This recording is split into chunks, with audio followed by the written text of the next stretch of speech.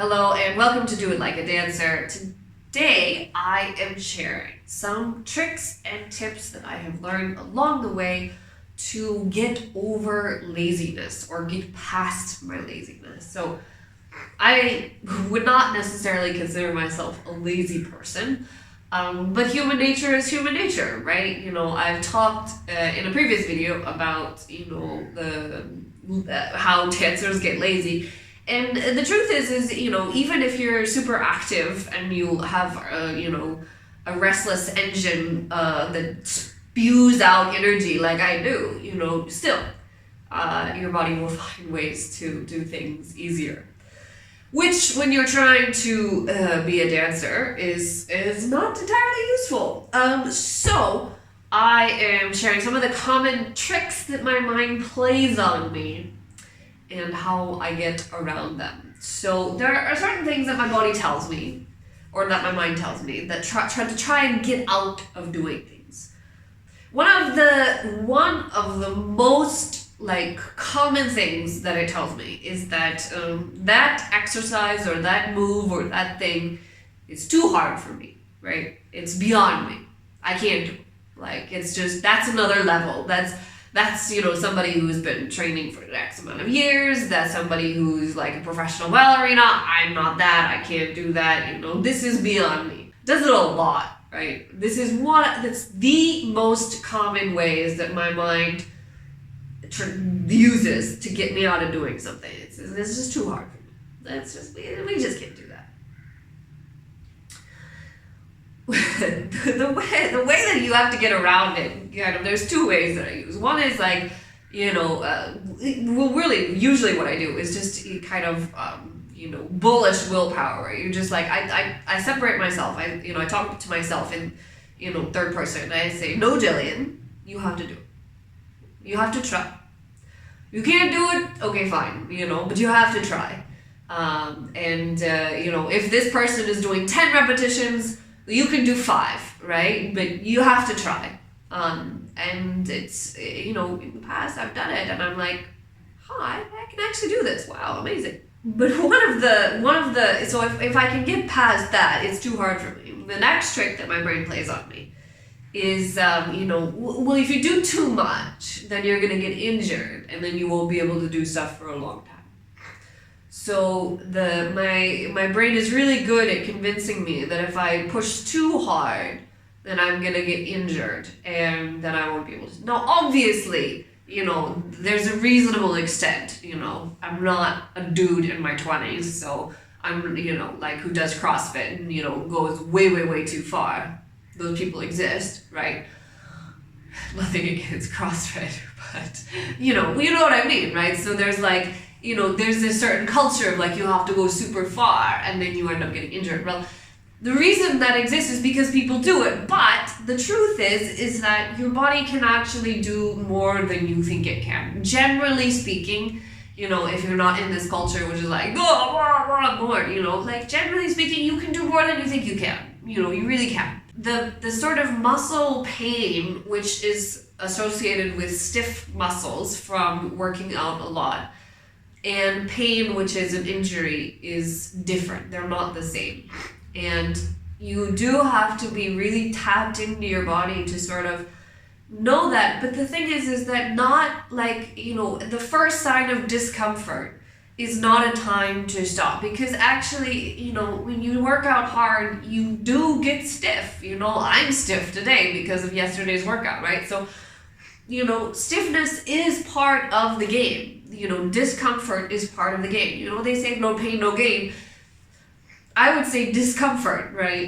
Pain is not the goal, right? Pain is not the goal. Discomfort is a necessary part of getting stronger, right? So, it's not about pushing yourself so far that you tear muscles. You do have to be reasonable and smart. However, you can push yourself farther than you think you can, right? And the first sign of discomfort is not necessarily, pull the brakes on, don't do that again for another 3 days, right? Which is something that I've done in the past. So that's, it kind of is connected to the next trick, which is this particular muscle is stiff today, so we shouldn't do that exercise. Definitely if you're like super, super stiff, then no, you don't really want to work that muscle again. And probably you don't want to stretch that muscle, because when they're really, really contracted, then, stretching it can lead to issues. But oftentimes that, when a muscle is stiff, sort of gently exercising that muscle again is actually helpful rather than not. This is not medical advice, disclaimer. This is just from my experience. Okay, next trick is, I will do a few repetitions today, but I'll do more tomorrow. I'll increase tomorrow. So today, I'm supposed to do 10. Today I'll do 5, but tomorrow I'll do 10. I mean, it's just, it's simple, you can't, it's hard to argue with, but the problem is that, tomorrow never comes, right? Tomorrow never comes. And so I've been working on, gearing myself up and just being like, no, Gillian, 10, it's gonna be, you can do 2 sets of 5, but it's gonna be 10. And that's something that you just have to kind of coax your body through. And kind of like last, and it sounds funny to say this, but it's true, is that one of the things that your brain tells you, that it tells me, is I don't feel like it, right? Because it does take an effort, and these exercises, a lot of the ones that I'm doing, they're hard. They involve effort, they involve discomfort, right? They involve really putting in the effort, the energy into making this happen. And so some days you're just like, I just don't feel like it. I don't feel like being in that space, right? And it's a comfortable thing to do, and it's and if you're somebody like me who tries to listen to what's going on and respond to it, sometimes you have to realize that I don't feel like it is not your friend. And it's true that in the past there's just innumerable examples of times where I'm just like, I don't really want to go to the studio, but I go anyway because I know that going will make me feel better at the end of the day. It's just that getting over the initial, inertia, right? If we're, since it's been a few videos since I've used a physics metaphor, so I gotta use a physics metaphor.